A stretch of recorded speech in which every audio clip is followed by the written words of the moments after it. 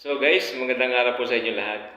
Isa na naman pong bagong kaalaman na aking gustong ituro sa inyo lahat, especially sa mga baguhan na gustong ma-monetize ang kanilang profile or Facebook page. Ano bang dahilan kung bakit hindi na ma-monetize? Isa pong dahilan nito, kaya po napagawa ko ng video. Yung pong watermark. So, napakadaming dahilan pero ito po yung number one, watermark. Nasa TikTok po karamihan yung mga gusto nating reels or video na ipapasa sa o ipopost sa Facebook. So, alam ko marami na nakakaalam nito. Kaya ito ay para po sa mga baguhan. At para po sa mga nanay na nagre-reels, mga anak nila, sa mga gustong matuto nito kung paano gawin. So, guys, samahan niyo po ako sa aking video at ito po ay aking gustong ituro sa inyo. At huwag niyo pong kalimutan na mag-likes, mag-comment at mag-follow sa aking profile Facebook.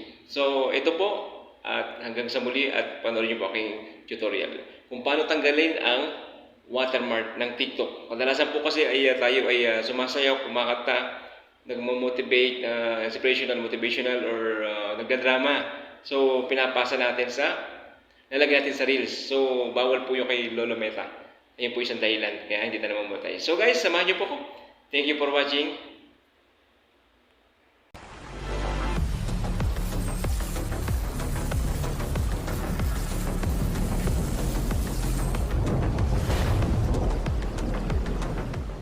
So yan, lumabas po kayo sa inyong screen. Punta kayo sa TikTok. Long. So, Indonesian girl. Hindi po yan guys. So, umanap kayo ng isang video. Yan, yung arrow. Click nyo po yon. Pagkatapos ay lalabas po dyan ang copy link. Yan. After po nun ay tingnan nyo muna siya. Pupunta naman kayo doon sa inyong application na TikSaver. Pag wala pa kayo yung TikSaver, download nyo na sa Play Store o Google Play. Yan, mabilis po ito, isa sa mga mabilis na paraan. Pindutin nyo po yung no watermark. After po nyan na magda-download, ang bilis, mabilis pala sa 4. Download successful. Yan, ito na. Simulan na ng laban. Ito po ay nakasave na po sa inyong gallery, siyempre. Napakabilis, di ba? Punta na kayo sa inyong Facebook, ipopost nyo na po sa inyong Reels. Yan, ito na. Napakagwapo, tall, dark, and handsome.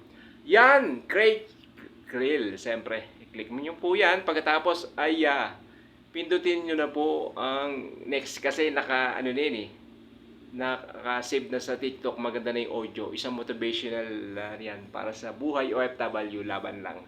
Marami na po nag-comments. Maraming nagwapuhan. Maraming na-inspire bilang buhay OFW at mga ating katimilas. Shoutout po sa inyo dyan. Yan, buhay OFW, laban lang. Yan. Dapat huwag susuko. Maging malakas. Laban lang. So, lagyan niyo muna ng caption, title ang inyong Reels para po mabilis po siyang ma-suggest ni Meta, Lolo Meta.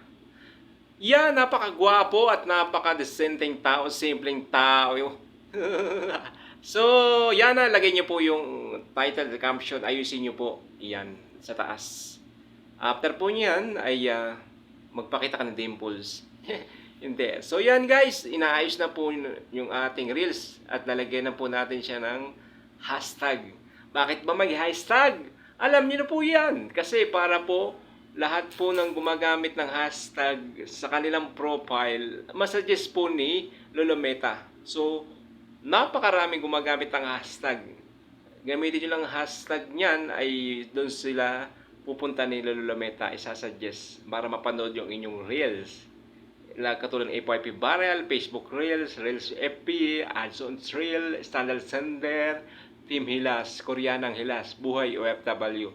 Lagyan nyo yan pag kayo gagawa ng Reels. Napakaganda at napaka-suggested po niyan. Napakabisa. Share Reel. Yan. Ito na po siya. Ayan, naglo-load na yan. Ibig sabihin, napakaganda ng inyong wifi. Napakabilis. mabilis pa alas 4. So yan guys, maraming salamat po at sana po ay natuto kayo sa aking video. First Will and TV. Thank you.